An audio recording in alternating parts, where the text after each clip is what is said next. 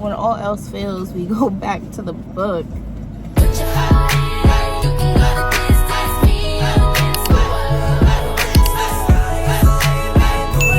Today's Sunday. I just left church. I think I love church because I'm always constantly hearing like, wow, like what are the odds that, you know, they would talk about that, like, and it reached home for me, like, and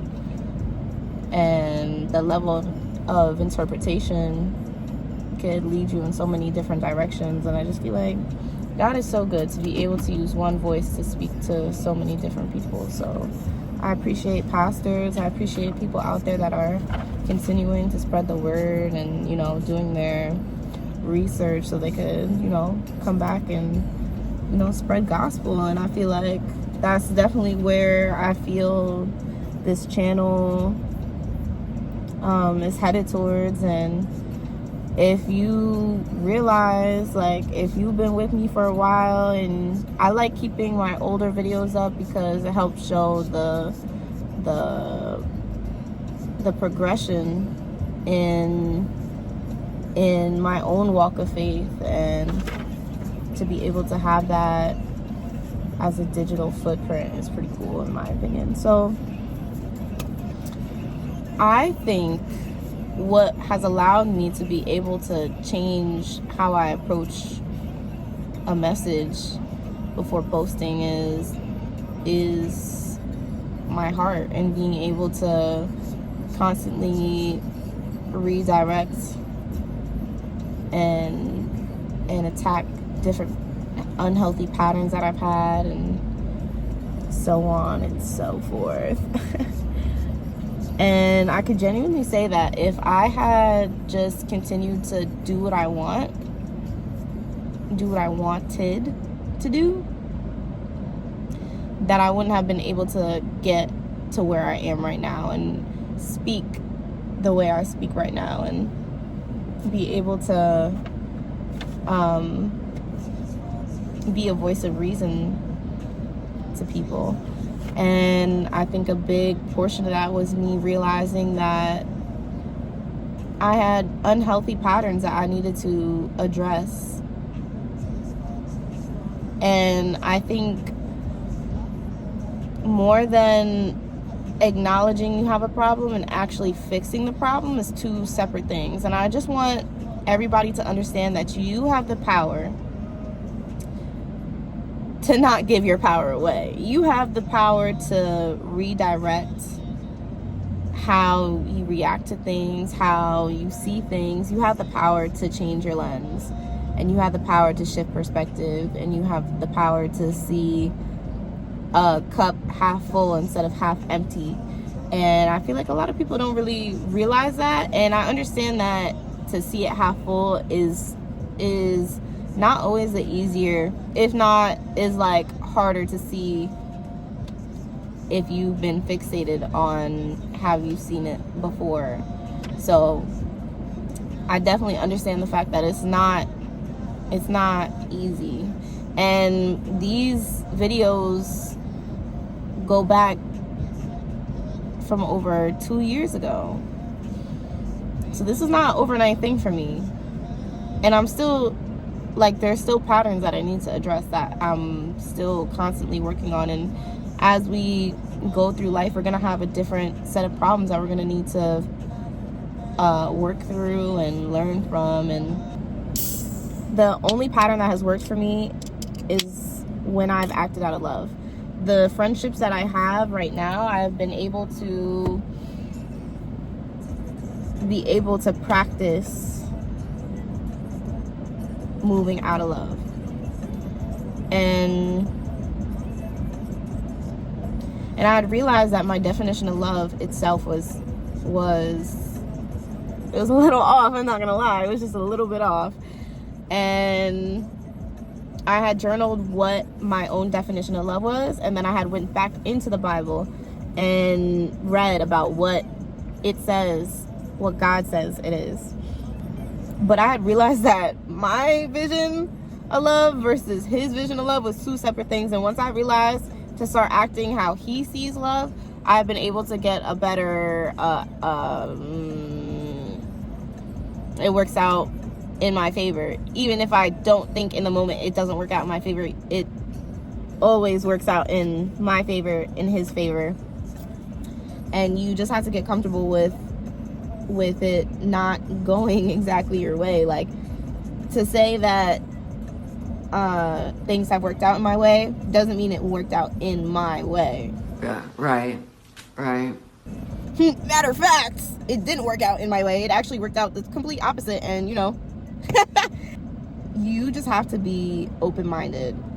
You have the power to be open-minded. You have the power to listen, to learn, and you have the power to change your resources, and you have the power to redirect your path. You know this. This is me reminding you.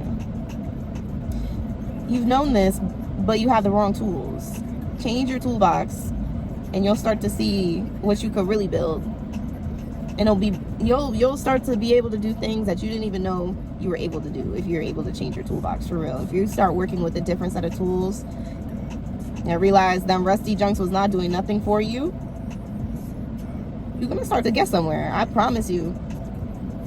Once you start, you know, if you want to change it to another parable, once you start picking out the dead roots, those plants that you've had for way too long that are producing bad fruit, once you take that out your garden, if you don't take your butt to God Depot and get yourself a new set of tools, please, once you start changing your tools, you're gonna start wanting to work with more expensive material. At that, you're not even gonna want to you're not even gonna want to use that. When I was a kid, my dad used to buy like wood, but from AC Moore, like, and he used to, there was like a little tool set and whatnot. He let me like build stuff. Like, I built a stool, I built a chair for my Barbies. Like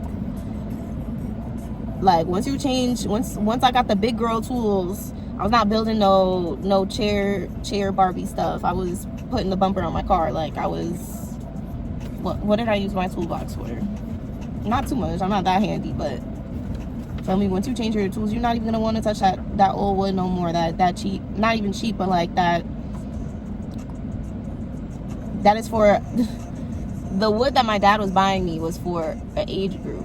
Essentially, in his head, he thought it was easy for a kid to maintain. Once I got big girl tools, I'm not thinking of using little girl materials. I'm thinking of using big girl materials. So essentially, what I'm saying is, once you start changing your tools, you're not gonna want no AC Moore wood.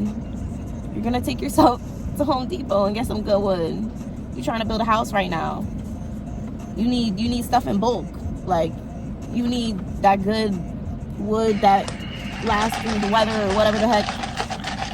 I'm not Bob the Builder, okay? I just I'm just trying to put you on. I'm just trying to explain it in a way that you could get it. And it's so funny because I think it's creative to be able to take something and apply it to something that you do in everyday life. And parables are amazing to me. I don't understand how people don't jack them. Like, they be making fun of us because of our parables, but listen, if I gotta break it down into some dirt and some seeds and some flowers for you to understand, then I'm gonna do it.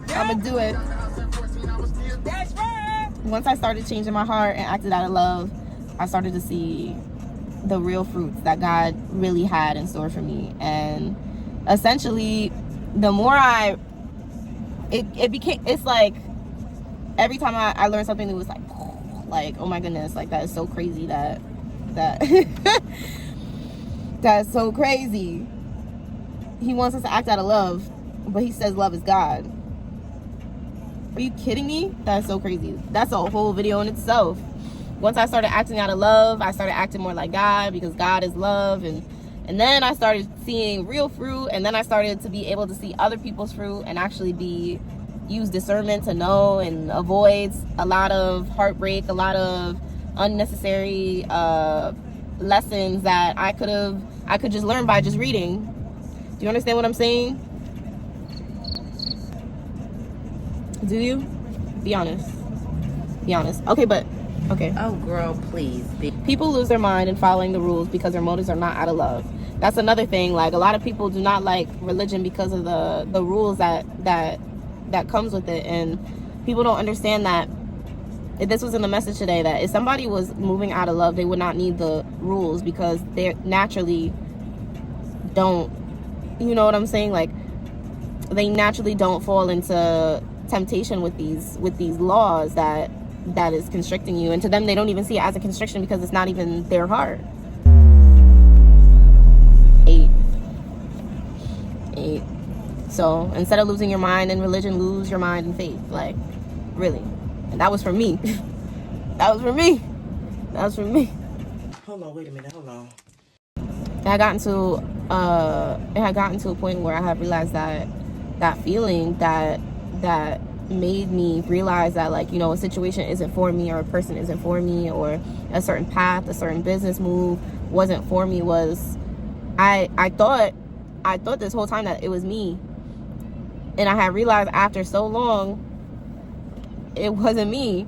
And I had always felt this feeling, like, growing up, like, even like playing with kids, like when they were like telling us, suggesting to do things that didn't feel right with me, there would be like this feeling inside of me, and I'd be like, I don't know why, but I just don't feel like we should do that. Like, even like now, like I be having those feelings, but I can't even explain it into words, and I always get choked up on the explanation as to why I don't feel like this situation would benefit me. And it doesn't even mean that, like, oh, this person's a bad person, or, like, you know, a lot of people want you to justify things with hate as the reason to move on. And when it's not out of that, people start to question you. And for a while, I didn't know why, but I just knew that, like, oh, this action, this get together, this getty, anything, like, it wasn't for me. Yeah, I had to, after a while, once I realized that feeling inside of me wasn't even me at all, and it was the spirit, like, moving me, that had changed everything. Because now it's like, now when I get that feeling, I'm like, oh, I gotta go. Yeah, but it took me to take myself off a pedestal to even get there. So don't even think that you're going to be able to keep your ego and move in God, because you're not going to be able to. You're not going to be able to post those daily Bible quotes and not get thrown trials. You're not going to be able to know who God is and move against it. In order for you to move differently, you're going to have to change your heart. You're going to have to address what's really there, what you really let stay there. Who the heck is up in them rooms? Girl? You got to figure it out.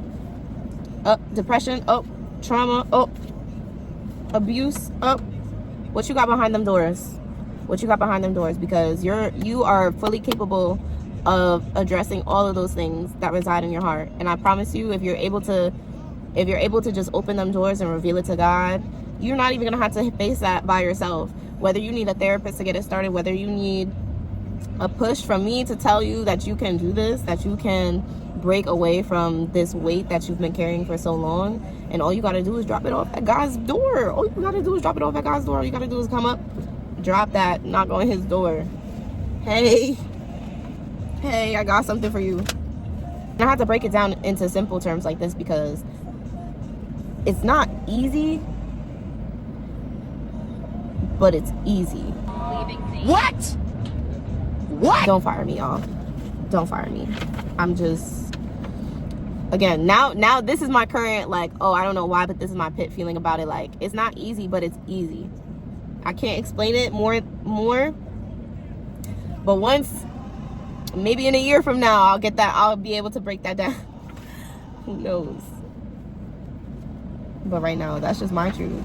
That is definitely my truth. I just know that that's what it is. I just know that the way you've been doing it is a little off, sweetheart. It's a little off, but it's okay. It's okay, because I'm here to remind you that you can work through this. I'm here to remind you that there is nothing too big that you can't take to God. Like, oh, but, do I need to put on the violin music again?